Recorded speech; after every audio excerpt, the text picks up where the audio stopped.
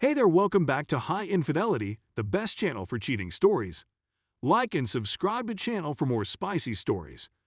Now, let's get into today's story video. My 31 male, wife, 28 female, said she doesn't love me anymore and wanted to end the marriage. Found out she has had a 12-plus month affair that started while she was pregnant with our second child. For the last 8 years, we have been married. The title of this post implies that my wife told me around 6 weeks ago, early June, that she no longer loved me and that she no longer wanted to be married to him. I was taken aback, despite the fact that we hadn't been conversing well for quite some time. She said that I made her believe that I no longer cared for her. In the past year or so, my wife has started going out a lot more on her own without me. I broke down in front of him, and we had a little conversation about it, but we didn't go into great length about it. Even though she hasn't spoken anything for over 2 weeks, she keeps repeating herself. She's been doing a lot of deliberating, and she's very certain of her decision. We have 2 children, a 6-month-old boy and a 3-year-old girl. I told her I'd give her some more time to consider her options. Since my wife does not have a place of her own, I went to stay with some friends during the week. I'm still employed full-time, and then took care of the kids on the weekends, while my wife went to her parents' house or with friends since she does not have a place of her own. We're renting a place. We'd been doing this for a few weeks and had some wonderful conversations, but when I arrived to take over with the kids on Friday, she informed me that she'd been chatting with another person for a few weeks and had kissed him when they met up at an event she brought the kids to this week. I was shocked, and she apologized profusely. Until this point, I didn't think we had much of a chance of getting back together, so I started asking her questions about everything. Initially, she met him at the gym and only spoke with him over social media, but she later ran into him at a social event. "Can you tell me what else you're keeping hidden from me?" I inquired. She remained silent for the rest of the conversation. She then inquired as to when I intended to begin utilizing dating apps, stating that she merely wanted for me to be content. She said that she did not want me to date someone she was acquainted with. I told her that if she wanted to leave me, she may do so, but that she had no say in the issue. In response, she got really enraged and encouraged me not to get involved in anything right away, but rather to give it some time and to talk with her before proceeding further. I repeated that it was no longer her concern and that I would do what I believed to be in my best interest going forward. She grew upset and said that I would have with anybody and everyone if given the opportunity. I rejected, explaining that I needed time to rest and recover from my illness. She responded that she didn't believe me and that I would most certainly be on the show the next day. She was quite annoyed by the conversation. In my questioning of her, I inquired as to why she was so worried about my talking to other girls, particularly when she was ready to leave me. I inquired as to whether or not there was anything she was hiding information from me. I pushed, and she eventually said no. Finally, she confessed that she has been cheating on me with a mutual friend since May of this year, and she apologized. Her pregnancy with our child would have been about 6 weeks at the time of the incident.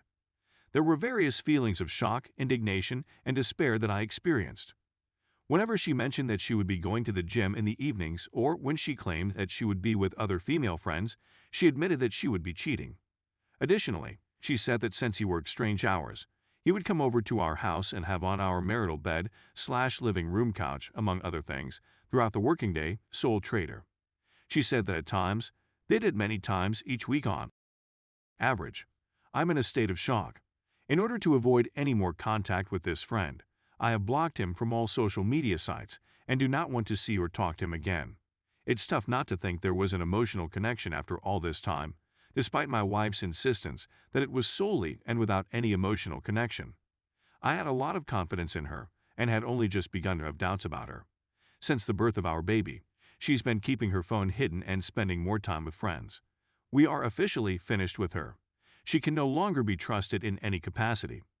I have no concerns for our children since she is an excellent mother, and I am certain that we will be able to build a lovely co-parenting routine. So far, we've maintained a nice relationship and began dividing assets. Since she is unemployed and a stay-at-home mother, things are difficult for her at the moment. She is waiting for government assistance to provide her with a place to live. People have suggested that I should evict her and take full custody of the children until she can find a place for them to reside, but I believe that this would be damaging to the children's welfare. My forgiveness for her has already begun to take shape in some odd manner. I still have a sweet place in my heart for her, since she is the mother of my children, At least for the time being, I'm going to take the high road and wait for her to figure things out on her own so that we can be the best parents we possibly can be for her. I'll be able to spend the rest of the week with my pals for the foreseeable future. Kicking her out will just worsen the situation. The reality is she's already moved on, and I've come to grips with the fact that she's no longer a member of our family. In 6 months, my lease on this home will come to an end, and I will begin looking for a new place to live. For the time being, though, I will devote my time and energy to healing and caring for my children and myself. Story 2. Deployed and destroyed. This occurred about 20 years ago, and I'm over it, but I thought I'd share to see if you had any thoughts or had comparable experiences. I never had a good marriage with my first wife, and there were a number of warning signals that I ignored at first since I had no real experience dealing with older women. At the time, I was 23 and she was 28. To cut a long story short, I enlisted in the military after 9/11 because I thought we were headed to war and that I would be deployed. My wife and I fought a lot at this time because she wanted to relocate, and I reminded her that it's not up to me where we go. I'm Uncle Sam's property until my tour is done. Needless to say, orders came down shortly after we were stationed at Riley that we would be deploying to Iraq, despite the fact that we had several times over the following few weeks. It was almost like when we first met, so I certainly didn't believe anything was wrong. Fast forward to deployment day, and as you may expect, we're both a shambles. I'll save you the tedious details of the flight over since there isn't much to say. We landed in Kuwait, and I was assigned to 2-34 armor, big boy stuff. We were entrusted with securing several places for rebuilding and reuse, but I can't go into any more detail. I was deployed for 3 months before we had a post set up enough to receive mail and make phone calls home using a satellite phone. The first few times I phoned, there was no response, then mail began to pour for everyone, except me. Care packages from family members arrived once a week, and every week I hoped for a letter or anything from home, but nothing arrived, and no phone calls were returned. It came to the point where other troops were contributing items to me since I was the only one with a normal TA-50. 9 months later, no letters, parcels, or phone calls from my wife, and I was psychologically not in a good place. Where I was a very awful place. That's all I'm going to say about that. I'm told I need to take leave and return home, but I have no idea why I'm being sent home only to find an empty house. When I say empty, I mean entirely empty, including all of my clothes. Later, I learned through a neighbor that she had moved some guy into my home for 4 months, and that the word was that she was pregnant. It gets better. She stopped paying my vehicle payments, and it was repossessed.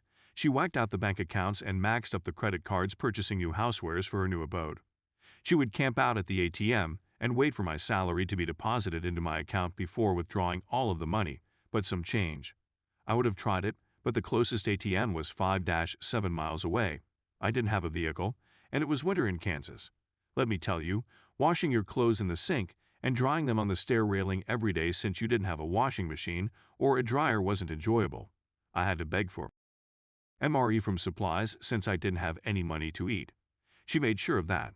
I saw her for about 10 minutes before leaving the military, and she chose to tell me she was carrying twins, which clearly weren't mine.